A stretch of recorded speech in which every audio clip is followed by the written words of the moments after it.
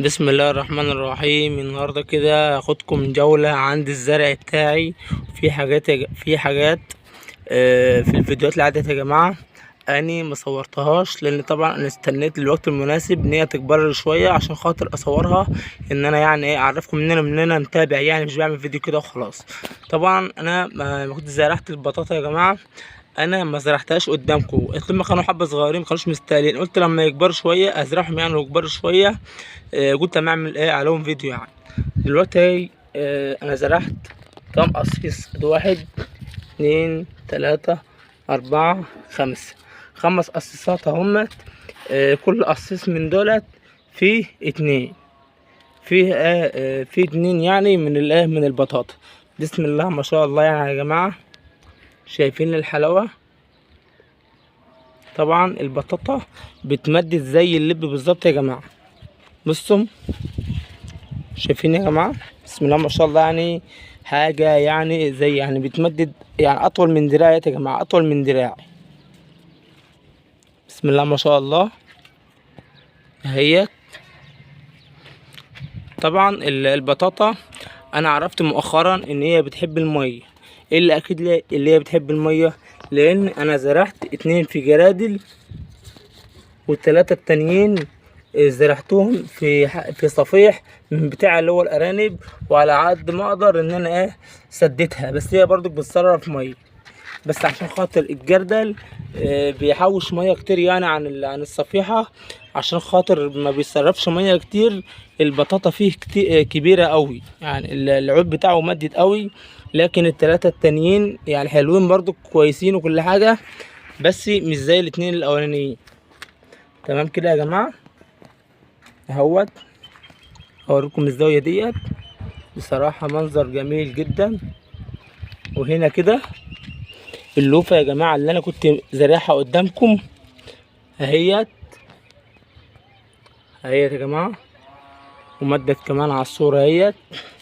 حاجة تفرح. وزي ما انتم شايفين كده يا جماعة، انا عامل لها هنا خيط اهوت عشان خاطر تمدد عليه، عشان خاطر انا عايزها تمشي على السور ده كله اهو. بصراحة يا جماعة منظر جميل اهو، من بعيد اهي طلعت على السور وعمل لها حبل ومشت على السور زي ما انا عايز كده. يبقى انا وريت لكم البطاطا ووريت لكم اللوفه.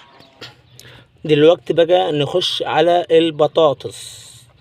طبعا البطاطس كنت زارعها قدامكم، كنت عامل عليها فيديو كيفيه طريقه زراعه البطاطس.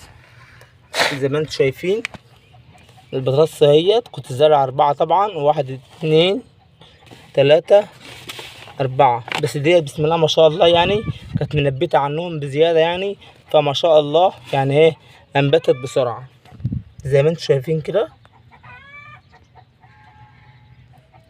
يا جماعه. اللايك يا جماعه بالله عليكم، اللي شاهد الفيديو وبيشاهد معايا الفيديو يعني بتمنى يعني منه ان هو يعمل لي لايك.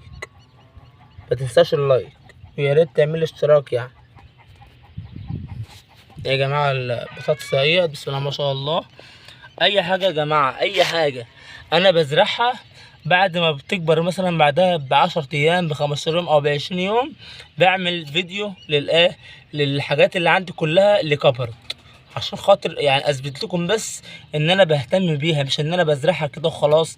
لا، وان شاء الله يا جماعه البطاطس ديت يا جماعه انا كمان هفضل معاكم كل مثلا فتره كده هصور لكم الحاجات اللي عندي كلها. وان شاء الله كمان لما تكبر وهزود لها التراب يعني عشان خاطر عشان خاطر عشان خاطر يعني تنبت يعني عشان خاطر تطلع بطاطس كتير وكده. هعمل لكم برضو فيديو ان شاء الله. بس بالله عليكم يا جماعه، عشان خاطر تشاهد كل جديد اعمل اشتراك في القناه، عشان خاطر اي فيديو انا بنزله يوصل لك، يجي لك اشعار بيه يعني. تمام كده البطاطس كده خلاص. نخش بقى يا جماعه على النعناع اهوت يا جماعه. النعناع اهوت انا كنت زارعه برضو قدامكم اهو. انا طبعا يا جماعه النعناع عندي منه كتير، بس طبعا انا القصيص ده بالذات يعني انا اضطر يعني انا سبته بمزاجي عشان خاطر يعمل لي يعمل لي التقوي دي. التقوي ديت لسه يا دوبك بادئه يعني في الاول كده تعمل ثمره كده. انا عايزها تعمل تقوي عشان خاطر اخد منها التقوي وازرعها تاني. انا حبيت كده يا جماعه، كان عندي فضول ان انا اعمل كده بصراحه. اهو منظر النعناع جميل جدا. كان يعني يدوبك كان عود نعناع واحد بس او اتنين بالكتير يعمل لك ده كله. اهو انا اصلا عندي نعناع اهوت يا جماعه، ده انا باخد منه بسحب من ده، وكمان بسحب من ده. ده نعناع وده نعناع، وكمان يا جماعه نعناع. يعني انا بسحب من التلات رصاصات دولت وسايب ده. يعني ايه كمان منظره حلو كده عندي كده على السطح بتاعي. بسم الله ما شاء الله. ده لسه دوبك جدر اهوت، لسه يطلع كمان. بسم الله ما شاء الله. بيطلع 1 2 3 4 5 كده. خلاص يا جماعه النعناع. نخش يا جماعه على الملوخيه. بصراحه يا جماعه بصوا حاجه كده يا جماعه، حاجه عظمه اهيت.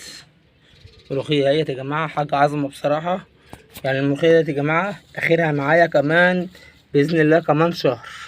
كنت برضو عملت لكم فيديو عليها. تمام.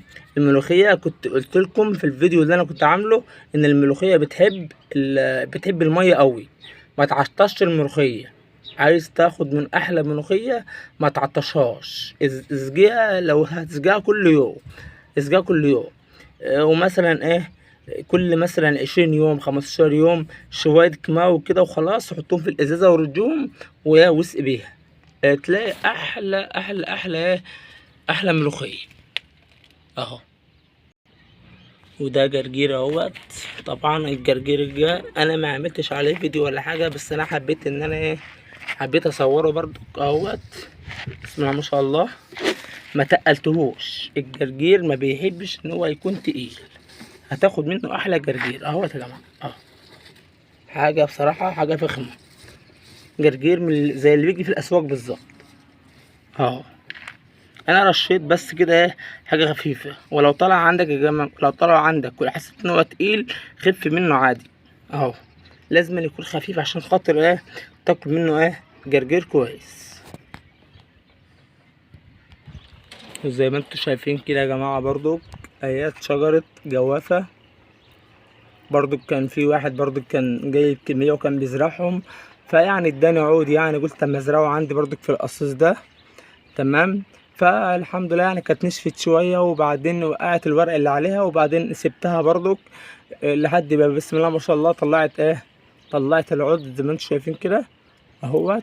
طلعت برضو من تحت بدأت تخضر ديت. انا هسيبها شويه لحد ما العود من تحت يعني يزيد شويه، وبعدين الجردل ده انا هحاول اكسره خالص او اشيله من تحت، وبعدين هنجيله بقى ببرميل كبير.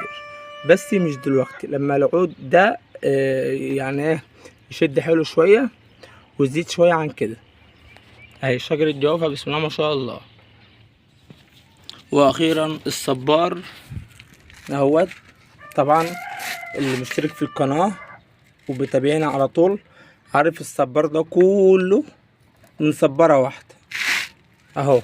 الام الكبيرة اهي زرعتها هنا طلعت ده كله، وكمان كانت مطلعة 2 دولت، وكمان كانت مطلعة 1 4 من عود واحد بس. خدت جردل زي ده قصيص زي ده فضيته وخدت منه الكمية ديت، ونقلت في كل واحدة يعني كل صبارة في قصيص لوحدها، خففتهم خالص يعني. تمام. وكمان بعد ما نقلتهم طلعهم خلفة صغيرة اهي، كبروا كمان اهم. طبعا كنت عامل لكم فيديو وكانوا لسه صغيرين خالص. طبعا بسم الله ما شاء الله اهو كله طلع خلفة صغيرة اهو. وده كمان طلع خلفة صغيرة اهو. كله طلع خلفة صغيرة. طبعا كنت مررلكم قبل كده بس كان لسه صغير، قلت برضو كان متابع معاكم كده ووريكم كل الحاجات اهو. طلع خلفة، طلع كله طلع خلفة صغيرة اهو. وبكده اكون خلصت معاكم نهاية حلقتنا النهاردة. بتمنى منكم اللي نصل لايك يعمله، واللي مش مشترك في القناة يشترك. والسلام عليكم ورحمة الله وبركاته.